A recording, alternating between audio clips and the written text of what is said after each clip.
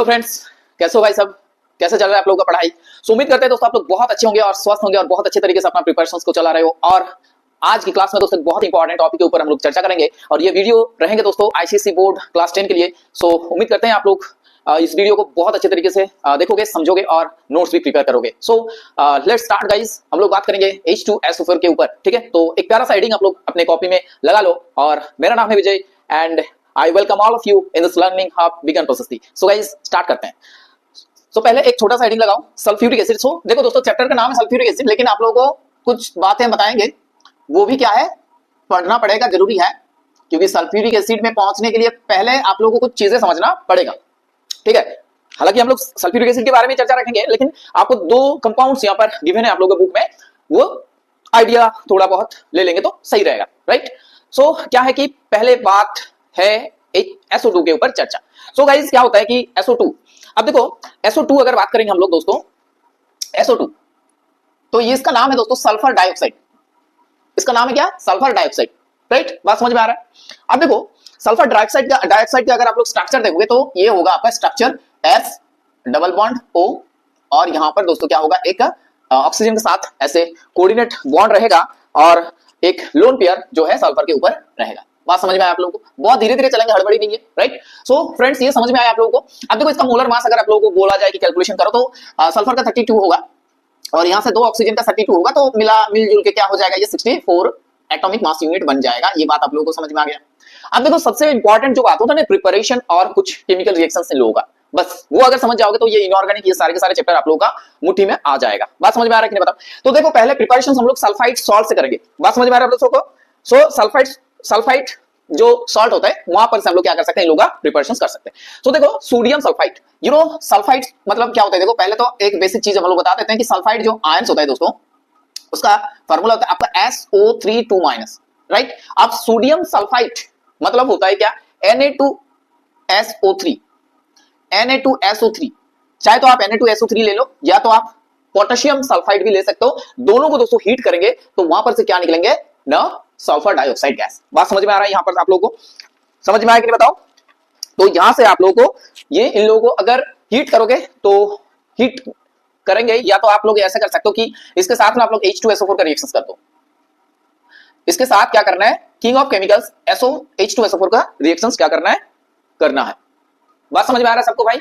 हाँ, तो गाइस जब आप लोग H2SO4 के साथ रिएक्शंस करोगे तो देखो ऐसे सोचो कि सोडियम प्लस, यहां पर से आपको कौन सा आयंस मिलेंगे ना, सोडियम आयंस मिलेंगे। अब यहां पर से क्या, सल्फेट आयन, तो Na2SO4 बनेगा, राइट? Na2SO4 बना और साथ में क्या बनेगा, सल्फर डाइऑक्साइड बनेगा और वाटर यहां पर से फॉर्म हो जाएगा। क्लियर हो गया बात? ठीक है? तो सोडियम सल्फाइड के साथ H2SO4 का रिएक्शन करेंगे तो ये चीज होगा। अब देखो यहां पर तो आप लोग खुद बताओ कि अगर मान के चलो आपके पास क्या है, पोटेशियम है, तो आपके पास अगर पोटेशियम है तो क्या होगा बताओ? अगर आपके पास पोटेशियम है तो ऑब्वियसली सर पोटेशियम रहेगा तो K2 लिखेंगे यहां पर, ठीक है? तो यहां अगर आपके पास K2SO3 रहा और ये H2SO4 के साथ रिएक्शंस कर रहा है तो डेफिनेटली यहां पर K2SO4 बनेगा प्लस ये सारे के सारे SO2 प्लस H2O, राइट?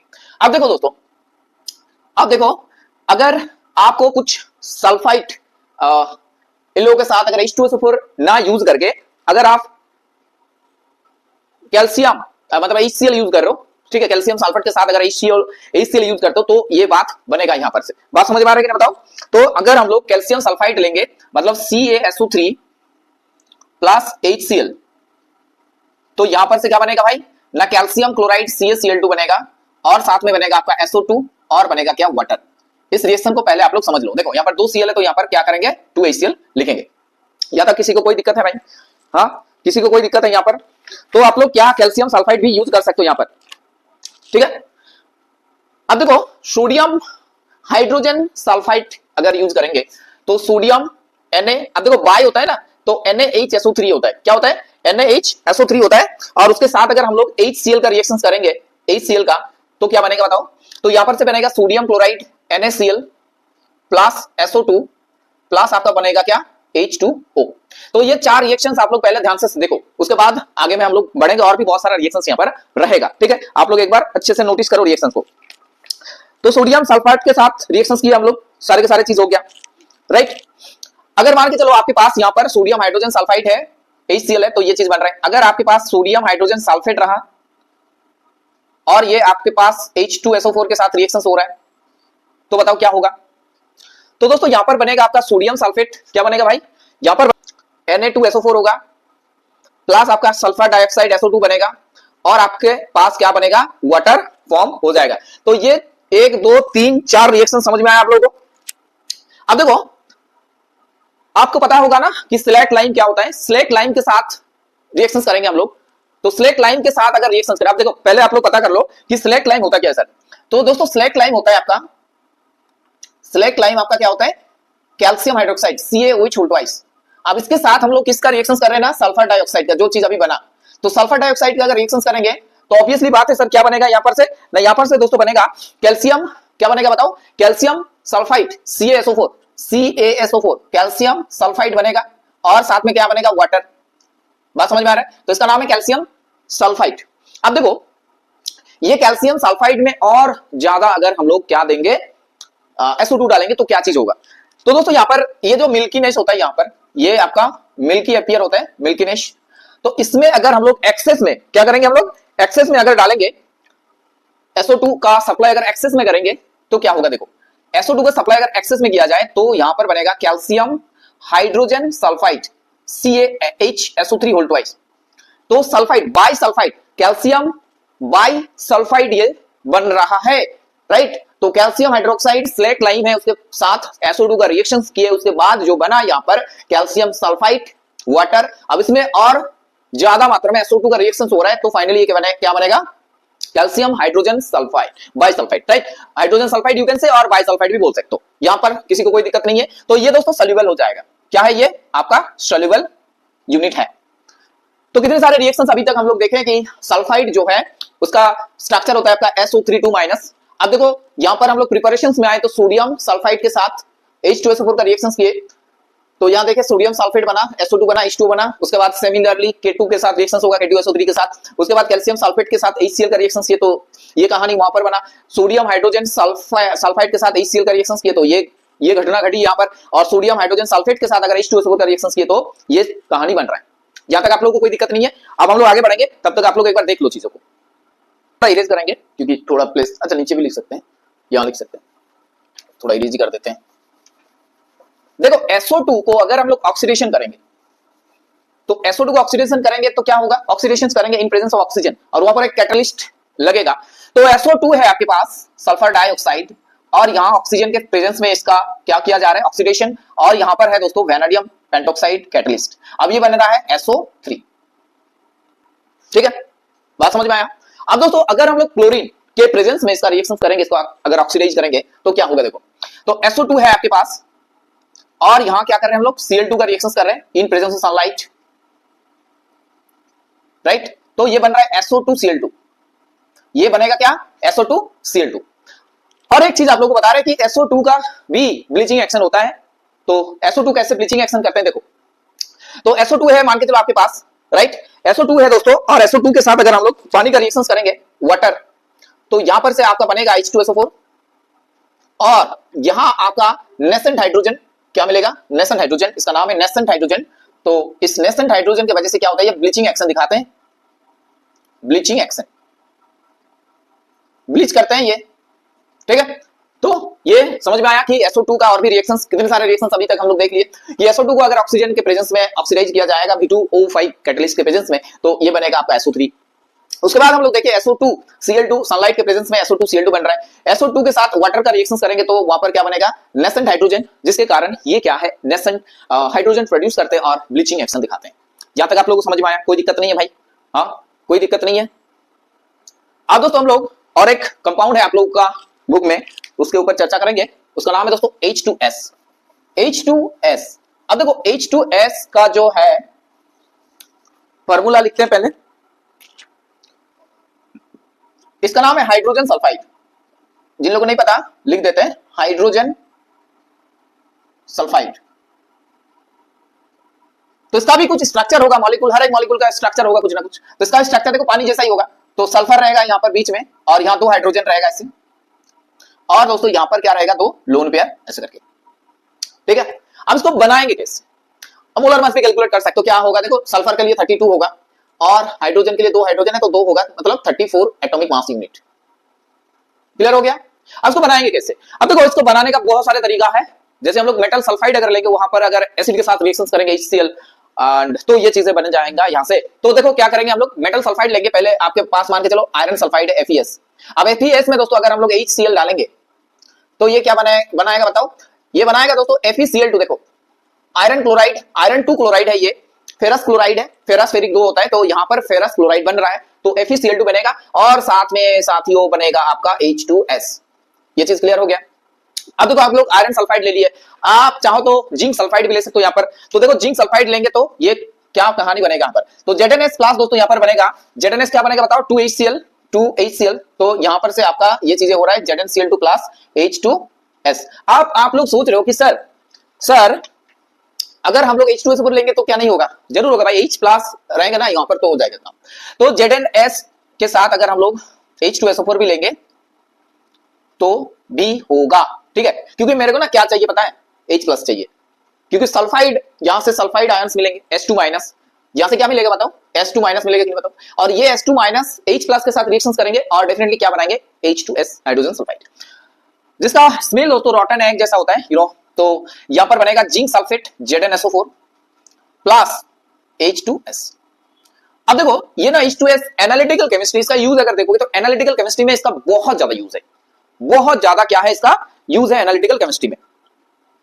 बहुत सारा मेटल आयंस होता है, उन लोगों को डिटेक्ट करने के लिए कि हाँ भाई आप लोग हो प्रेजेंट हो, आप लोग उसको डिटेक्ट करने के लिए आप क्या करते हो? H2S का यूज करते हो, वहां पर H2S गैस पास किया जाता है और वो सल्फाइड जो है वहां पर से प्रेसिपिटेट आते हैं, वहां से पता चलता है हाँ ये कलर देख के कि हाँ ये मेटल आयन प्रेजेंट है। तो एनालिटिकल केमिस्ट्री में इन लोगों का बहुत ज्यादा क्या है? यूज है, राइट? बात समझ में आ रहा है आप लोगों को? तो एनालिटिकल केमिस्ट्री में इन लोगों का क्या है? बहुत ज्यादा यूज है। तो यूज इन एनालिटिकल केमिस्ट्री आप लोगों को पता होगा एनालिटिकल केमिस्ट्री क्या होता है, ये हम लोग पढ़े भी चैप्टर। एनालिटिकल केमिस्ट्री में क्या होगा? इन लोगों का यूज होगा मेटल आयंस डिटेक्ट करने के लिए। मेटल आयंस जो होता है, मेटल पॉजिटिव आयंस जो होता है उसको डिटेक्ट करने के लिए। लेट्स सपोज आपके पास है मर्क्यूरिक नाइट्रेट और मर्क्यूरिक एसीटेट।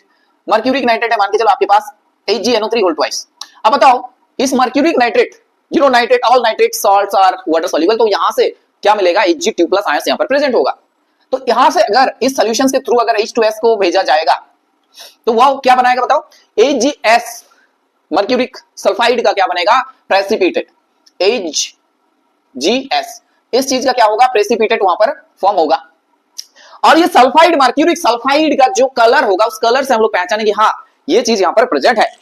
तो आप लोगों को ये चीज ध्यान होगा कि इसका कलर जो होता है दोस्तों ब्लैक प्रेसिपिटेट होता है, ये ब्लैक फॉर्म में आता है, ब्लैक पीपीटी फॉर्म करते हैं। और साथ में अगर आप लोग देखोगे तो यहां से नाइट्रेट आयन देखो रिलीज हो रहा है ना, नाइट्रेट आयन। तो नाइट्रेट आयन अगर रिलीज हो रहा है और H+ भी है तो एक दूसरे के साथ कंबाइन होकर नाइट्रिक एसिड बनाएगा। ये सिंपल है चीज एकदम, नाइट्रिक एसिड बनेगा। बात समझ में आया? अगर आपके पास और कुछ मेटल आयंस है जैसे कि लेड आयन से, तो लेड का कोई एक कंपाउंड ले लो, लेड एसीटेट ले लो, Pb मतलब लेड होता है और एसीटेट आयन मतलब होता है आपका CH3COO और इसके साथ अगर H2S भेजा जाएगा तो ये यहां से टूट के ये क्या बनाएगा बताओ? लेड 2+ बनाएगा कि नहीं बताओ? समझ में आ रहा है सबको? तो लेड 2+ यहां पर प्रेजेंट होगा सॉल्यूशन में। तो लेड 2+ के साथ यहां से आपको मिलेगा सल्फाइड आयन, तो लेड 2+ आयन और सल्फाइड आयन मिला के क्या बनाएगा? लेड सल्फाइड यहां पर फॉर्म होगा, लेड सल्फाइड PbS का। अब बताओ PbS का कलर भी क्या होगा आपका? सल्फाइड का जनरली ब्लैक होता है, तो ये भी क्या हो जाएगा? यहाँ पर ब्लैक कलर का प्रेसिपिटेट फॉर्म हो जाएगा।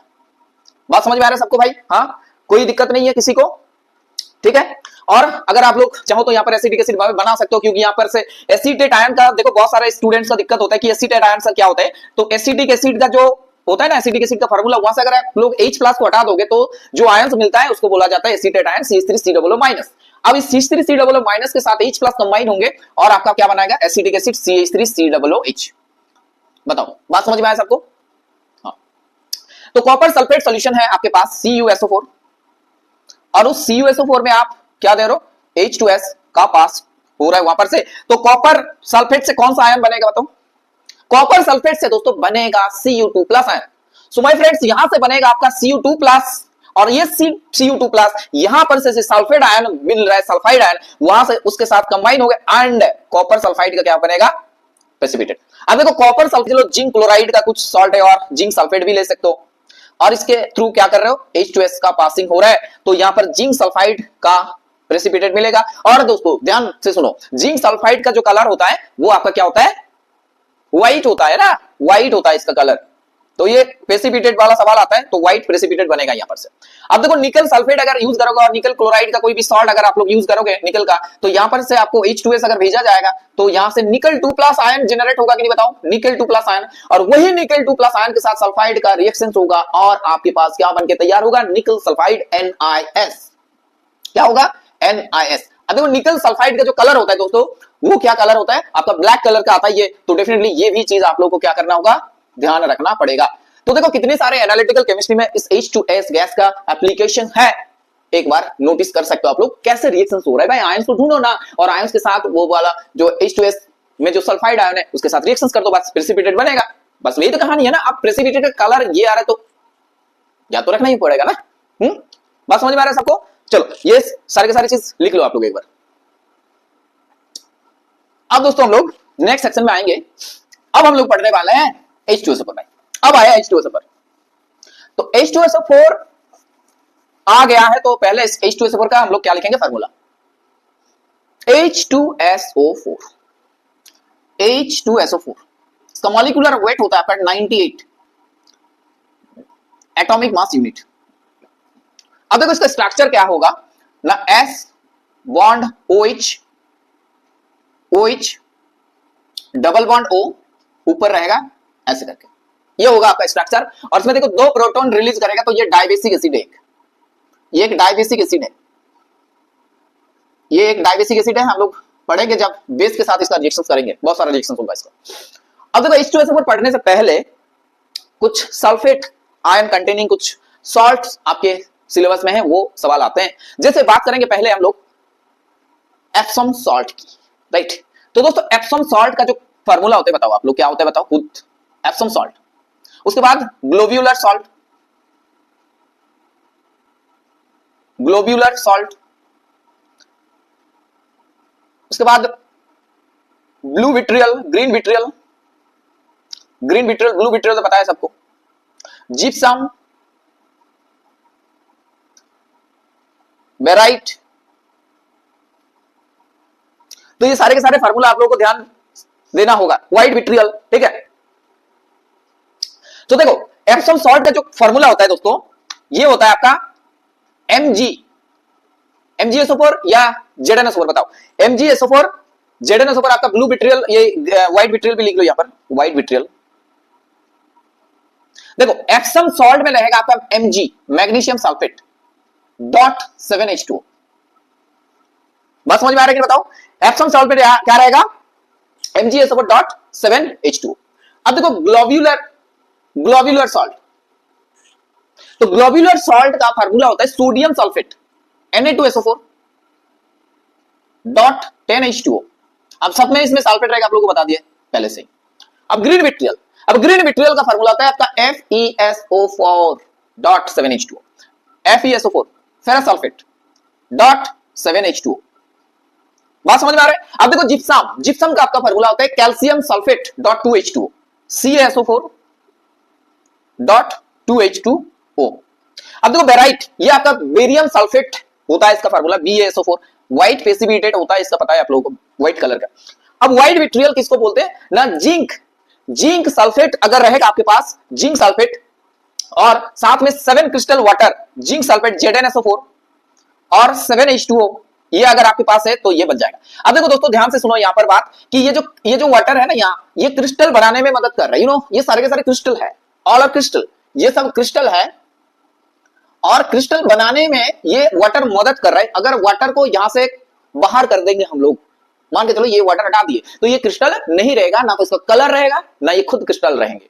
जैसे कॉपर सल्फेट का जो ब्लू कलर होता है, अगर वहां से 5 वाटर मॉलिक्यूल हम लोग हटा देंगे तो वो क्रिस्टल में नहीं रहेगा, उसका क्रिस्टल टूट जाएगा, राइट, और वो कलर मतलब उसका कलर व्हाइट हो जाएगा।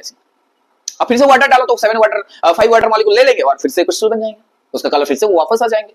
बात समझ में आ रही है बताओ? तो ये सारे के सारे क्रिस्टल वाटर है, जैसे कि यहाँ में 10 वाटर है, 7 2H2O, तो इन लोगों का जैसे कलर है ना, ये कलर इस वाटर मॉलिक्यूल के वजह से है, ये क्रिस्टल ये वाटर मॉलिक्यूल के वजह से है। तो बहुत इंपॉर्टेंट है इन लोगों के लिए वाटर, क्रिस्टल वाटर।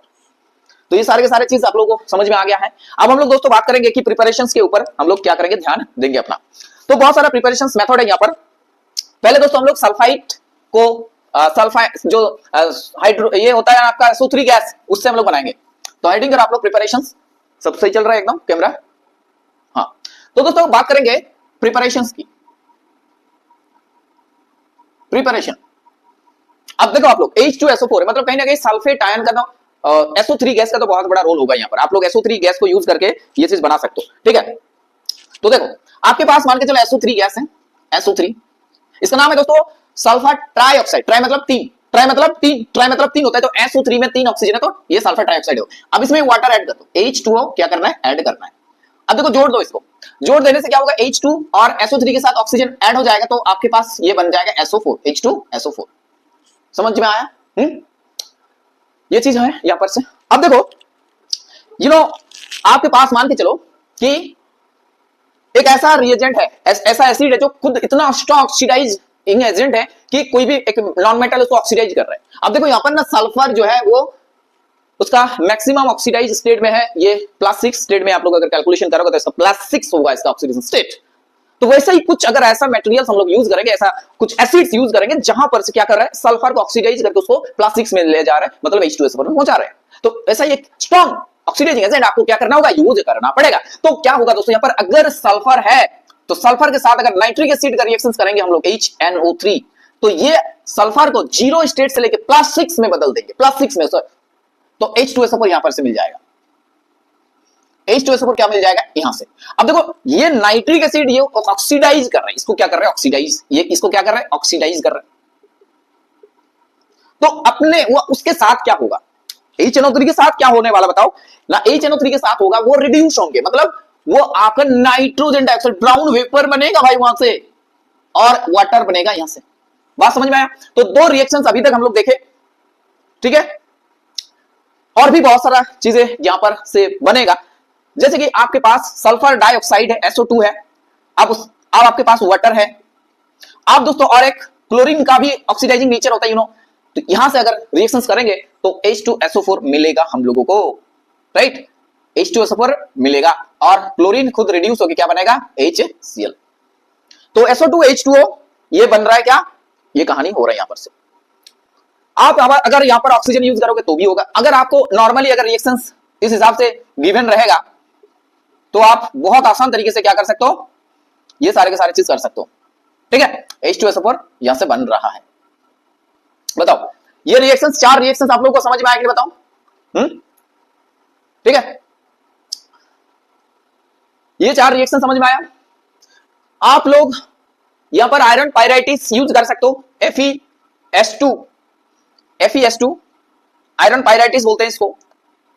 जहां पर अगर आपको इसको ऑक्सीडाइज करना है तो सल्फर डाइऑक्साइड गैस आपको मिलेगा और आप लोग सल्फर डाइऑक्साइड गैस को पानी के साथ रिएक्शन करो, ऑक्सीजन दे दो, उसके बाद वो H2SO4 में बदल जाएगा Fe2O3।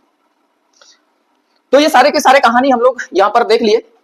अब दोस्तों एक इंपॉर्टेंट रिएक्शंस होता है H2SO4 को बनाने के लिए एक इंपॉर्टेंट नेम रिएक्शंस एक इंडस्ट्रियल प्रोसेस होता है, इसका नाम है कांटेक्ट प्रोसेस। तो अभी आप लोग क्या करना है भाई, छोटा सा हेडिंग लगो, कांटेक्ट प्रोसेस। कांटेक्ट प्रोसेस में हम इसको क्या करेंगे, बनाएंगे। हेडिंग करो कांटेक्ट प्रोसेस, कांटेक्ट प्रोसेस। अब देखो कांटेक्ट प्रोसेस में क्या चीज यूज किया जाता है। अब यहाँ पर बहुत सारा रिएक्शंस होता है, डिफरेंट कांटेक्ट टावर, ऐसे कुछ टर्म होगा तो हम बताएंगे सारी की सारी चीज। देखो पहले आपको SO2 तो बना लिया आप लोग, आपके पास SO2 है। अब दोस्तों SO2 को SO3 में बदलना है तो आपको क्या करना होगा, यहाँ पर ऑक्सीडेशन करना होगा। तो ये ऑक्सीडेशन टावर में ये रिएक्शन होता है।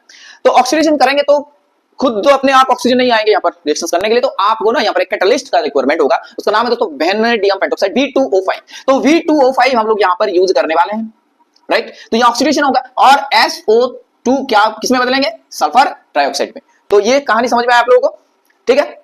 और दोस्तों ये SO3 बना और यहां पर आपको हीट भी देना पड़ेगा, राइट। और दोस्तों ये ना एक एक्सोथर्मिक रिएक्शन है, यहां पर से हीट आपको बनेगा भी, राइट। तो ये एक कहानी यहां से बन गया, तो ये चीज ध्यान देना है। अब देखो ये SO3 मिला, अब SO3 को लेके क्या करेंगे, H2SO4 में ये एब्जॉर्ब हो जाएगा, H2SO4 है। अब H2SO4 में ये एब्जॉर्ब हो जाएगा, तो वो कहानी कहां बनता है? एब्जॉर्प्शन टावर में। तो अगर आपसे पूछा जाए कि एब्जॉर्प्शन टावर में क्या रिएक्शन होता है, तो आपको ये कहानी वहां पर बताना पड़ेगा। तो absorption tower, absorption tower, absorption tower, absorption tower, ये पूरा कॉन्टैक्ट प्रोसेस का मतलब पूरा मैकेनिज्म है। उसमें सेक्शन वाइज आपको पूछा जाएगा कि एब्जॉर्प्शन पावर में क्या रिएक्शन होते हैं, बताओ, 2 नंबर ले लो, ठीक है।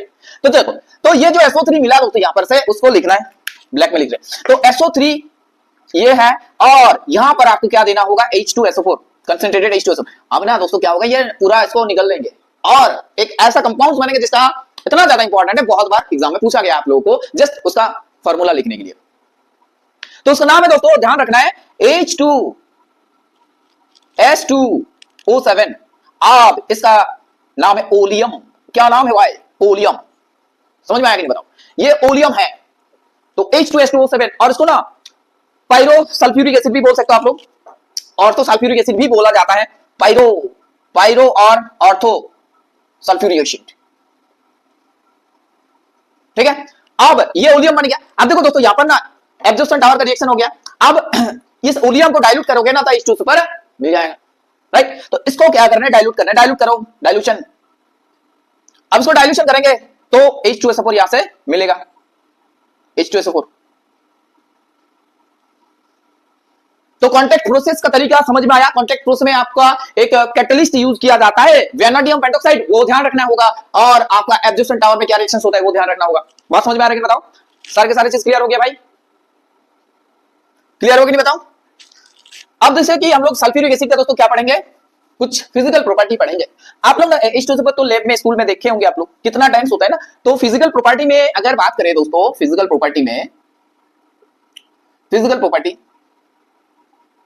तो ये बहुत डेंस होते हैं ना। पानी का 1 ग्राम पर सीसी होता है, बट यहाँ पर 1.83 ऐसा ग्राम पर सीसी में आता है इन लोगों का वैल्यू। बात समझ में आ रहा है? 1.85 ग्राम पर सीसी तो कितना डेंस है पानी के हिसाब से। अब देखो, इसका बॉइलिंग पॉइंट भी देखोगे ना, बहुत सारे ऐसे ऑर्गेनिक कंपाउंड्स मिल जाएंगे जहां पर हम लोग H2SO4 को यूज करते हैं, उसमें उसको डीप करते हैं और उसका बॉइलिंग पॉइंट चेक करते हैं। तो H2SO4 का खुद का इतना ज्यादा बॉइलिंग पॉइंट होना चाहिए, नहीं तो वो बॉयल कर जाएंगे बहुत आसान तरीके से, बहुत ही मिनिमम टेम्परेचर में, बट यहाँ बहुत ही ज्यादा इसका बॉइलिंग पॉइंट दोस्तों, बहुत हीट लगता है। तो 338 ऐसा ही आपका गिवन रहेगा बुक में, देखो 338 जो है इसका क्या होगा? बॉइलिंग पॉइंट होगा 338 ग्राम पर इतना डिग्री सेंटीग्रेड, राइट। ये बात समझ में आया आप लोगों को? और ये डेंस है दोस्तों, बहुत डेंस है। और इसका अगर बात करेंगे तो कंसंट्रेटेड जब रहेंगे तो ये उतना ज्यादा अच्छे से, मतलब बैड कंडक्टर ऑफ इलेक्ट्रिसिटी है। लेकिन अगर इसका डाइल्यूट सोल्यूशन लेंगे तो आयंस बनेंगे कि मैं बताऊं? इसका डाइल्यूट सोल्यूशन अगर लेंगे हम लोग तो वहां पर क्या बनेगा? Ions H+SO4-। और ये आयंस प्रेजेंट रहेगा तो उसके लिए ये very good conductor of electricity, good conductor हो जाएगा ऑफ इलेक्ट्रिसिटी। समझ में आया? लेकिन दोस्तों इसका ना कंसंट्रेटेड सॉल्यूशन अगर लेंगे, कंसंट्रेटेड सॉल्यूशन, तो वहां पर ये बैड कंडक्टर होगा। ये बात ध्यान रखना है आप लोगों को, ठीक है। ये बात आप लोगों को क्या करना है? ध्यान रखना है। अब देखो, इसका अगर फ्रीजिंग पॉइंट, मतलब इसको जमाना, इसको सॉलिड करना है, इसको कठिन करना है, तो फ्रीज करेंगे। तो फ्रीज करने के लिए माइनस में ले जाना होगा। कितना माइनस? -10.4 डिग्री सेंटीग्रेड, इतना करना होगा। अब बताओ, फिजिकल प्रॉपर्टी उतना ज्यादा इंपॉर्टेंट, थोड़ा बहुत इंपॉर्टेंट है, आप लोग ध्यान रख सकते हो। तो ये छोटा छोटा चीज है, तो आप लोग इसको माइंड में रख सकते हो, ठीक है। अब इंपॉर्टेंट तो मतलब खेल तो वहां से शुरू होगा ना जहां पर केमिकल रिएक्शंस आएंगे। अब केमिकल रिएक्शंस की बारी है दोस्तों। अब केमिकल रिएक्शंस 1 बाय 1 हम लोग डिस्कशन करेंगे। तो हेडिंग लगाओ केमिकल प्रॉपर्टीज। जैसे कि ये एसिड है, तो पहले तो एसिड के ऊपर चर्चा करेंगे कि हाँ भाई ये किस टाइप का एसिड है, बताओ केमिकल प्रॉपर्टी। तो H2SO4 इसमें ना 2 H+ रहेगा, तो ये डाइबेसिक एसिड है H2SO4। ये कितने आपके पास क्या देंगे? ये एक ही दिख में एरो होगा क्योंकि कंसंट्रेटेड है ये, मतलब स्ट्रॉन्ग है, तो ये पूरा टूट जाएगा, 2 प्रोटॉन्स मिलेगा और साथ में क्या मिलेगा? Sulphate ion. तो केमिकल प्रॉपर्टीज हम लोग देख लिए कि ये क्या है? डाइबेसिक है, 2 H+ बना रहा है। और देखो दोस्तों, अगर हम लोग ना इस हिसाब से लिखेंगे तो ये कैसा होगा बताओ आप लोग कि H2SO4 के साथ वाटर है, मान के चलो वाटर H+ को ले सकता है और हाइड्रोनियम आयन बनाते हैं H3O+। तो वही चीज आप लोगों को समझाएंगे अभी। तो यहां पर जैसे वाटर नहीं था तो H+ लिख दिए। अब वाटर अगर है तो क्या लिखेंगे? इसको क्या लिखना पड़ेगा? H3O+। और सल्फेट आयन, राइट। तो ये कहानी यहां पर से बन रहा है। अब जैसे कि एसिड है भाई, ब्लू लिटमस रेड करेगा, ये तो सिंपल है। ब्लू लिटमस क्या करेगा, ब्लू लिटमस, ये तो रेड चुका है आप लोगों का, ब्लू लिटमस रेड होगा।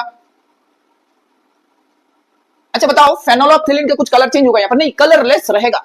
तो फेनोल्फथैलीन, फेनोल्फथैलीन जो है ये आपका कलरलेस रहेगा, एसिड सॉल्यूशन है इसी वजह से, राइट।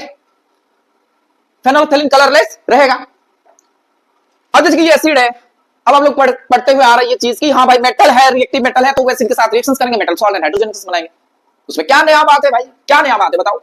तो यहां पर मेटल रहेगा, मेटल जैसे कि आप मैग्नीशियम यूज करो, आप जिंक यूज करो, आप आयरन यूज करो, राइट। तो ये सारे के सारे इसके साथ रिएक्शंस करेंगे H2SO4 और इसका सल्फेट सॉल्ट बनाएगा, सल्फेट सॉल्ट।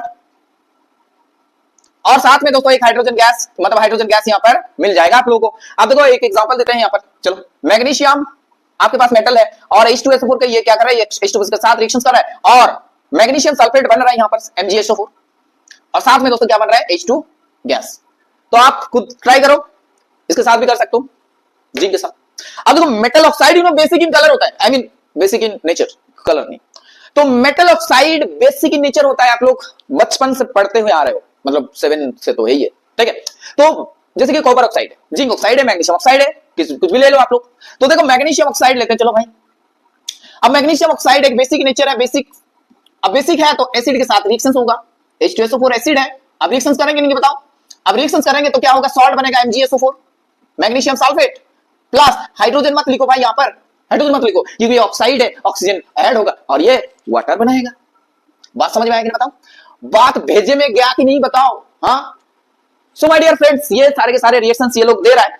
और अगर हम लोग ना सोडियम हाइड्रोक्साइड को ले आए यहां पर तो बस ये तो कमाल ही हो जाएगा। चलो वो खुद अपने पास OH माइनस है और इधर H प्लस है, तो न्यूट्रलाइज रिएक्शंस कर देंगे वो लोग। देखो तो कहां लिखे, यहां लिखेंगे, ठीक है। चलो यहां लिखते हैं। तो अगर आपके पास सोडियम हाइड्रोक्साइड है दोस्तों, एल्कली है, तो ये एसिड के साथ ऐसे रिएक्शंस करेंगे और आप लोगों को पता होगा कि एसिड एंड बेस रिएक्शंस करके न्यूट्रल सॉल्ट बनाते हैं यहां पर, सोडियम सल्फेट Na2SO4। बैलेंस कर लेना आप लोग, प्लस वाटर। तो ये न्यूट्रलाइजेशन रिएक्शन है, न्यूट्रल बन रहा है ना यहां पर, न्यूट्रलाइजेशन रिएक्शन बोला जाता है जब एक स्ट्रॉन्ग एसिड एक स्ट्रॉन्ग बेस के साथ रिएक्शंस करते हैं, ठीक है। अब आप लोगों को ध्यान होगा कि मेटल कार्बोनेट बोल के भी कुछ चीज होता है जो एसिड के साथ रिएक्शन करता है, तो उसको भी करेंगे, अभी हम लोग पढ़ेंगे, ठीक है। सब कुछ पढ़ना होगा भाई। जिन लोगों के दिमाग में चल रहा है सर कितना रिएक्शंस है, अब मत पढ़ो बस, हाँ मार्क्स भी कम आएगा तो क्या होगा फिर। अब देखो मेटल कार्बोनेट जो होता है दोस्तों, जैसे कि मान के चलो आपके पास मैग्नीशियम कार्बोनेट है, अब देखो कार्बोनेट आयन रहेगा कि नहीं बताओ यहां पर। अब ये H2SO4 के साथ रिएक्शंस कर रहे हैं, H2SO4 रिएक्शंस करने के बाद दोस्तों क्या होगा, यहां से देखो मैग्नीशियम आयंस यहां से मिलेंगे, कार्बोनेट आयंस H+SO4। अब मैग्नीशियम जो आयंस यहां से मिल रहा है, बेसिक से बता रहे हैं आप लोगों को, और कार्बोनेट आयंस यहां से मिल रहा है और यहां H+ और सल्फेट दोस्तों यहां इधर से, तो मैग्नीशियम को चाहिए सल्फेट और H+ के साथ CO3 का रिएक्शन होगा, तो H2CO3 लिख सकते हो आप लोग, CO2 का गैस यहां पर इवॉल्व होगा, तो ऐसा करके लिखो ना, कोई दिक्कत नहीं है, CO2 लिखो, H2 लिखो बस, और ये मैग्नीशियम सल्फेट लिख दो, बात खत्म कर दो यहां पर। बात समझ में आया। अगर दोस्तों सल्फाइड लेंगे ना तो क्या हो जाएगा आप बताओ। अच्छा मैग्नीशियम कार्बोनेट होता है, मैग्नीशियम बाइकार्बोनेट भी होता है ना, तो बाइकार्बोनेट भी लिखोगे तो ये चलेगा। चलो कैल्शियम बाइकार्बोनेट लिखो, CaHCO3, उसका क्या होता है दोस्तों, ट्वाइस होता है ना, होल्ड। अब यहां पर अगर H2SO4 डालोगे तो क्या रिएक्शन बनेगा, calcium sulphate plus H2O plus CO2। तो ये CO2 इन्फॉर्मेशन इंपॉर्टेंट है यहां पर से, सोडियम हाइड्रोजन कार्बोनेट लेना है तो Na2SO4 मिलेगा, उसके बाद CO2 और H2 और CO2 ना एक साथ आप लोग H2CO3 भी बोल सकते हो, कोई दिक्कत नहीं है। अब देखो सल्फाइड अगर लेंगे, जैसे मान के चलो आपके पास आयरन सल्फाइड FeS, तो ये सल्फाइड के साथ रिएक्शंस करेंगे, हम लोगों को पता है, और ये आयरन सल्फेट देगा यहां से FeSO4। और दोस्तों सल्फाइड है ना, देखो सल्फाइड है तो सल्फाइड है तो मतलब H2- है, अब H2- है तो H+ के साथ रिएक्शन होगा इसका, और वो रोटेन एग वाला गैस निकलेगा जो हम लोग ऑलरेडी पढ़ चुके हैं, H2S। कहानी समझ में आ रहा है।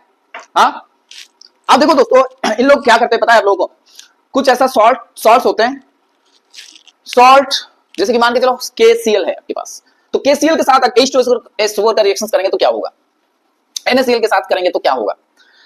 तो देखो KCl है आपके पास, अब KCl H2SO4 के साथ रिएक्शन कर रहे हैं। अब ना आप लोग एक काम करो, आयंस में इसको तोड़ डालो, तो यहाँ पे K प्लस है, Cl माइनस है, H प्लस है और H सल्फेट आयन, तो सल्फेट K प्लस के साथ रिएक्शन करेंगे और H और Cl जोड़ के क्या बनेगा, HCl बनाएगा। ठीक है, तो ये चीज कहानी कंप्लीट हुआ यहाँ पर। तो ये आपको ये वाला देंगे K2SO4 प्लस HCl। बात समझ में आया?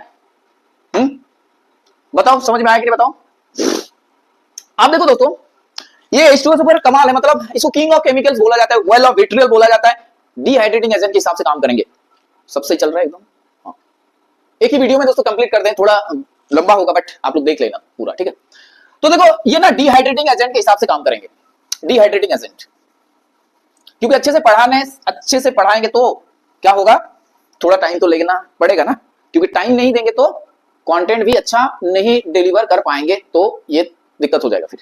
तो अच्छे से पढ़ाने दो भाई, ठीक है, आप लोग धैर्य बनाए रखो अपना। तो डिहाइड्रेटिंग एजेंट हड़बड़ी में ये होता है नहीं, पूरा कॉन्सेप्ट क्लियर होना चाहिए और इसके लिए टाइम चाहिए। ठीक है, तो टाइम है आप लोगों के पास, तो पूरा शिद्दत के साथ एकदम धैर्य के साथ वीडियो को देखो। अब डिहाइड्रेटिंग मतलब दोस्तों क्या होता है, डिहाइड्रेटिंग यू नो वो होता है ना, गर्मी में इंसान लोगों को क्या होता है, डिहाइड्रेशन हो जाता है, पानी निकल जाता है बॉडी से और उसको वो ORS पिलाया जाता है उसके बाद। ठीक है, तो डिहाइड्रेशन मतलब ऐसा ऑर्गेनिक मॉलिक्यूल्स है बहुत सारे, जिसको दोस्तों जिसके पास से क्या करते हैं ये लोग पानी को खींच लेते हैं। डिहाइड्रेटिंग और ड्राइंग एजेंट दोनों में डिफरेंस है, बट H2SO4 दोनों तरीके से काम कर सकता है। डिहाइड्रेटिंग भी काम करता है, ड्राइंग एजेंट के हिसाब से भी काम करते हैं। आप लोगों को बताएंगे कि डिहाइड्रेटिंग एजेंट और ड्राइंग एजेंट क्या होते हैं। तो देखो डिहाइड्रेटिंग एजेंट, डिहाइड्रेटिंग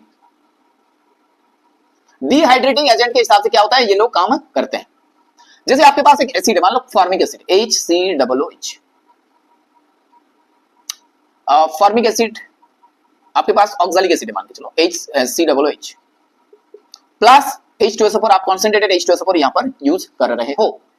अब देखो पहले हम लोग क्या करेंगे, वाटर निकलाएंगे यहां से, क्या निकलाएंगे यहां पर से ना, वाटर निकलेंगे, तो H2O मतलब यहां से इसको हटा दो, H2 मिल गया।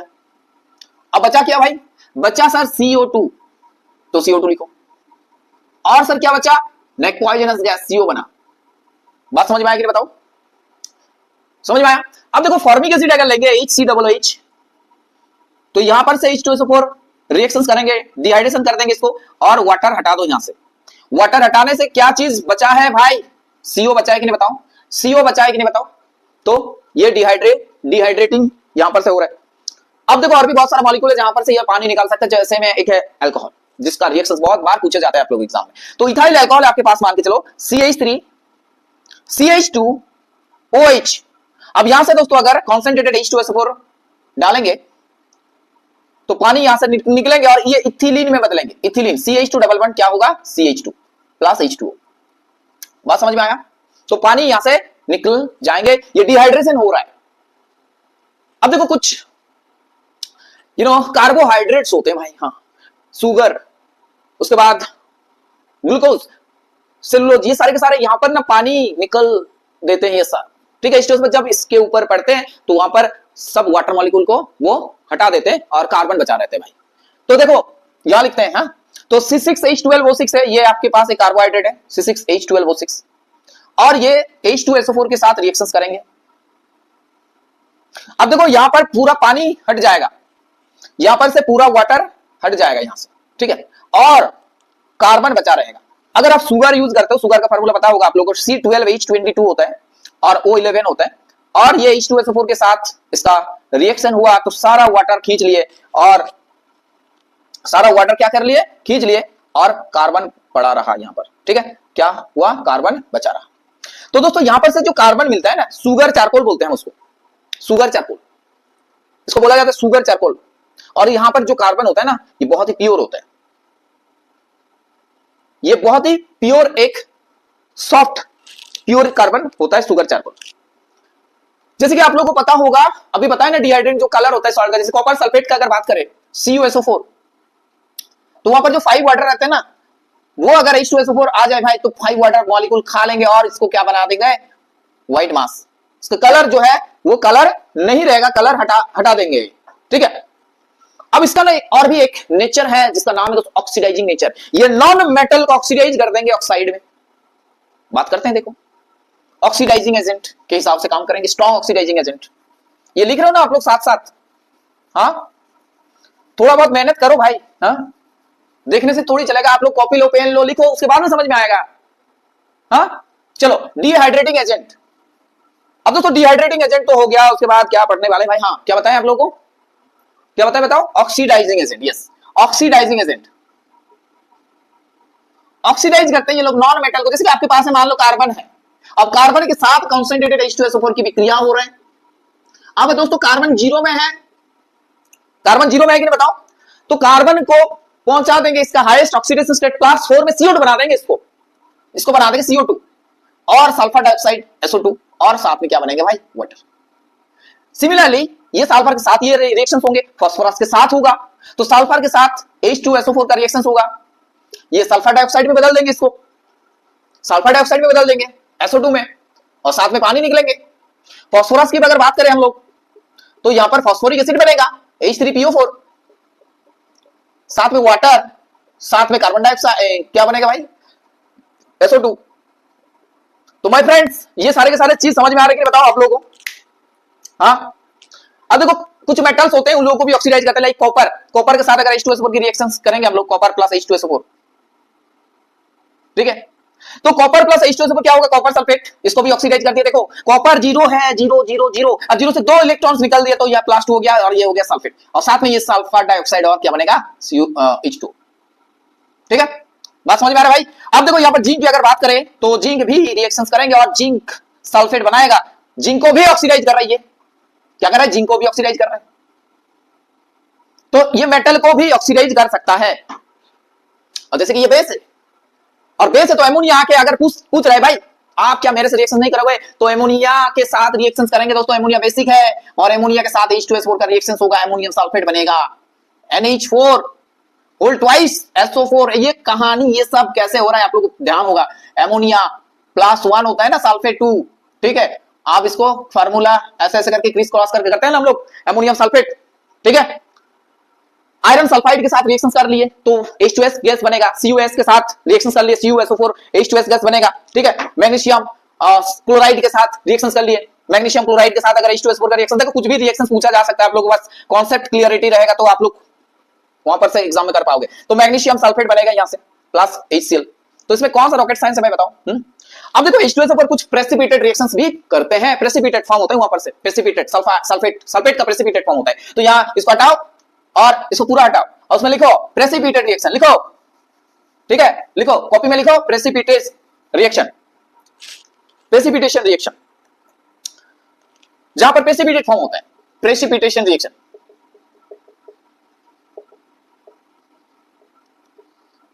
देखो आपके पास है मान के चलो बेरियम क्लोराइड BaSO4 BaCl2 है, और ये H2SO4 रिएक्शन हो रहा है। अब देखो आयंस में तोड़ो, बेरियम 2+ Cl- और यहां से आ रहा है H+ सल्फेट आयन। अब देखो जब बेरियम 2+ सल्फेट के साथ रिएक्शंस करेंगे तो वहां बनेगा दोस्तों एक इनसॉल्युबल मास, जिसको हम लोग प्रेसिपिटेट के नाम से जानते हैं, और इसका व्हाइट कलर होता है बेरियम सल्फेट का प्रेसिपिटेट, प्लस HCl बनेगा यहां पर बेरियम क्लोराइड। ऐसे आपको अगर लेड सल्फेट बनाना है तो लेड एसीटेट लेना होगा, PbCH3। अब देखो CH3 का पता है ना आप लोगों को, किसको याद है बताओ, CH3 मतलब एसीटेट, तो इसका नाम है लेड एसीटेट, तो लेड एसीटेट को अगर H2SO4 के साथ रिएक्शंस करेंगे तो लेड सल्फेट बनेगा, इसका भी व्हाइट कलर का होता है, प्लस CH3 एसिडिक एसिड बनेगा CH3COOH।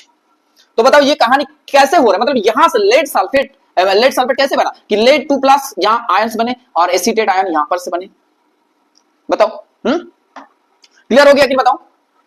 अब देखो दोस्तों H2SO4 का हम लोग इतने सारे रिएक्शंस देख लिए, और यूज के हिसाब से अगर बात करेंगे तो ये एक इतना इंपॉर्टेंट केमिकल रिएजेंट है जिसमें हम लोग इंडस्ट्री में यूज करते हैं, इतने सारे केमिकल्स बनाने में मदद करते हैं ये H2SO4।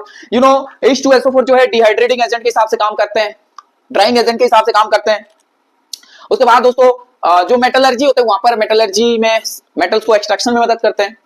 उसके बाद इसको TNT ट्राइनाइट्रोटोलुइन उस जो होता है ना उसको बनाने में मदद करते हैं, एंड ऑयल रिफाइनिंग इसमें मदद करते हैं, ठीक है। तो इसका बहुत सारा और भी एक इंपॉर्टेंट है, जो लेड स्टोरेज बैटरी होता है ना, पीबी लेड सल्फेट वाला कहानी होता है ना, वहां पर ऑक्सीडाइजिंग रिडक्शन, जो इलेक्ट्रोकेमिस्ट्री में है क्लास 12 में सीबीएसई, राइट। तो उसमें लेड स्टोरेज जो बैटरी होता है वहां पर H2SO4 का यूज किया जाता है। लेड स्टोरेज बैटरी में H2SO4 जो SC2 वाटर होता है ना, वो H2SO4 का सोल्यूशन होता है। तो ये कहानी यहीं पर खत्म होता है। हाँ, डिहाइड्रेटिंग वाला चीज क्या होता है, और ड्राइंग। जैसे मान के चलो इस कोई भी एक सब्सटेंस है, ड्राइंग और डिहाइड्रेटिंग। देखो, ड्राइंग और डिहाइड्रेटिंग में कंफ्यूज नहीं होना है। Drying as a not dehydrating as a. Dehydrating, drying मतलब जस्ट ड्राई करना है। जैसे मान के चलो कि आपका जो है कोई एक क्या है, कोई एक कपड़ा का टुकड़ा है मान के चलो, तो उसमें पानी है, अब उसको धूप में रखो तो ये पानी वाटर वहां पर से हट जाएंगे ना, तो ये ड्राई हो गया। तो ऊपर से, ऊपर की सतह से, सरफेस से स्टिकिंग वाटर को हटाने के लिए जो चीज होता है वो होता है ड्राइंग वाला चीज, ठीक है। यहाँ पर वाटर मॉलिक्यूल है तो ये इवेपोरेट होके हट जाएगा भाई, मन कर मत करो। तो वो चीज है ड्राइंग। तो इसमें ड्राइंग होने में क्या, कपड़ा धूप में रखने से क्या पूरा कपड़ा बर्न हो जाता है? नहीं। हाँ, तो ये आपका कोई भी केमिकल कंपोजिशन का चेंज नहीं होता यहाँ पर। केमिकल कंपोजिशन का कोई भी चेंज नहीं होता यहाँ पर। कंपोजिशन का चेंज नहीं होता, नॉट चेंज नहीं होता। केमिकल कंपोजिशन सेम रहता है, जिससे बस वाटर को हटा दो भाई ऊपर से। अब दोस्तों डिहाइड्रेटिंग वाला कहानी क्या है कि वो ना मॉलिक्यूल के अंदर से H और ऑक्सीजन को निकाल के पानी निकाल देंगे। Water as a water present नहीं है, लेकिन उसको दिख रहा है हाइड्रोजन है, ऑक्सीजन है, तो हम यहां से पानी बना सकते हैं, तो हटा दो उसको। तो इसमें क्या होगा, पूरा मॉलिक्यूल का स्ट्रक्चर खत्म। जैसे फॉर्मिक एसिड में हो रहा है ना, कार्बन मोनोऑक्साइड निकल गया, H2O बन गया ऐसे, लाइक। तो जैसे HCOOH, इसमें हम लोग क्या देखें कि यहां दिख रहा है इसको H, और यहां H दिख रहा है, और यहां वो दिख रहा है, तो बस हटा दो भाई वाटर को। ऐसे मेरे को वाटर चाहिए, ऊपर से नहीं चाहिए, ऐसा चाहिए वाटर। तो मॉलिक्यूल का पूरा केमिकल कंपोजिशन ही खत्म कर दिए। तो चेंज इन केमिकल कंपोजिशन यहां पर चेंज होता है, मॉलिक्यूल पूरा अलग मॉलिक्यूल में बदल जाते हैं। तो ये होता है आपका डिहाइड्रेटिंग एसिड। जैसे अल्कोहल में भी देखे हम लोग, जैसे कैसे इथिलीन बन रहा था। तो H2SO4 का कहानी खत्म हुआ। यहीं पर आप लोग पूरा रिवीजन करो, इस वीडियो को देखो बहुत अच्छे तरीके से भाई, और नोट्स बनाओ। और अगले लेक्चर में हम लोग और भी आप लोग का जो भी कुछ है, यहाँ पर एमोनिया है, नाइट्रिक एसिड है, इसके ऊपर चर्चा करेंगे धीरे धीरे। तो आप लोग अगर न्यू हो तो चैनल को सब्सक्राइब कर सकते हो, and definitely you can share this channel to your friends and tell them to subscribe. So रखते हैं दोस्तों आज यहीं पर, and thanks for watching, bye everyone, take care.